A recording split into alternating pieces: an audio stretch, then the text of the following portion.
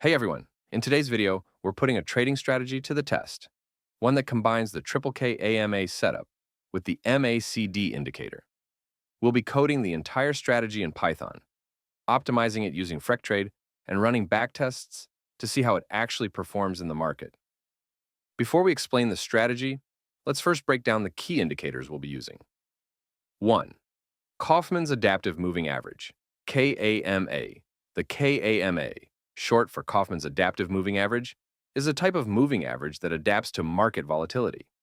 Unlike the traditional SMA or EMA, the comma becomes smoother in sideways markets and more responsive in trending conditions. We'll use 3 different comma periods to identify trend strength and direction. 8 comma. This is our fastest line. It reacts quickly to price changes and gives early signals. 13 comma.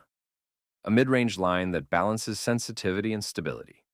21 KAMA, the slowest line. It confirms the trend direction.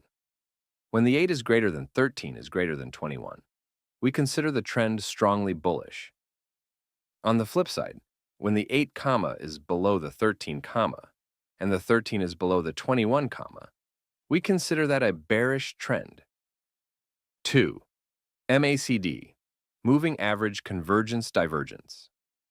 The MACD, or Moving Average Convergence Divergence, is a powerful momentum indicator that helps us detect trend shifts and potential entry or exit points.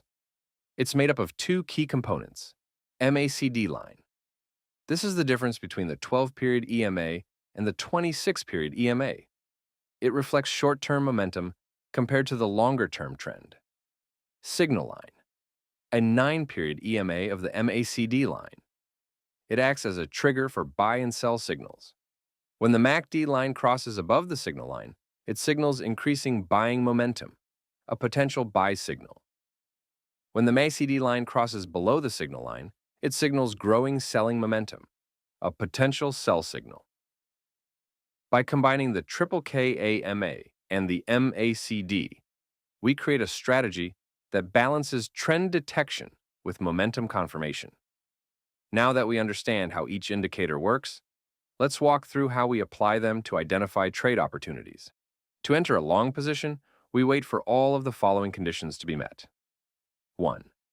8 comma crosses above the 21 comma. This serves as an early sign that short-term momentum is shifting upward. 2. 13 comma also crosses above the 21 comma. This step confirms the trend is strengthening. At this point, the comma lines are aligned in a clear, bullish sequence. 3. MACD line crosses above the signal line. This confirms that upward momentum is building, adding another layer of confirmation before entry. Once all 3 conditions are met, we enter the long trade on the next candle. This ensures we're not acting on a single signal, but on a combination of technical factors working together. No strategy is complete without proper risk management. Here's how we control risk in this setup. Place the stop loss just below the signal candle. To give the trade some breathing room, subtract 2.5 times the average true range, ATR, from the closing price of the signal candle. This helps account for normal market volatility while keeping risk under control. For the take profit level, we use a 2-to-1 reward to risk ratio. This means the distance from your entry price to the take profit target should be twice as large as the distance between your entry and stop loss. When the price reaches our take profit level, we exit the trade to secure our gains. Entering a short position. To go short, we wait until all of the following happen. The 8 comma crosses below the 21 comma. This shows that the short-term momentum is starting to turn downward. Then, the 13 comma also crosses below the 21 comma, confirming that the downward trend is gaining strength. At this stage, the KAMA lines line up clearly in a bearish order. Finally, the MACD line crosses below the signal line, which tells us that selling momentum is increasing. Once all 3 signals are in place, we enter a short trade on the next candle. For managing risk, we place the stop loss just above the signal candle, giving some space by adding 2.5 times the ATR to the signal candle's close price. This helps protect us from normal price swings while limiting losses. For the take profit, we use a 2-to-1 reward to risk ratio, meaning we set our target at 2 times the distance between our entry and stop loss. When the price hits this take profit level, we exit the trade and lock in our profit. Now that we've covered the strategy, let's dive into optimizing it for better performance using Freqtrade, a free open-source crypto trading bot built with Python. If you're interested in learning more about Freqtrade, be sure to check the link in the description for a complete Freqtrade course. Instead of optimizing once and hoping for the best, we rely on walk-forward analysis. This approach lets us continuously test the strategy on fresh, unseen market data as it evolves. By doing so, the strategy adapts over time, producing more reliable results and reducing the risk of overfitting. We're focusing on a few key parameters: KAMA and MACD, cross-rolling window.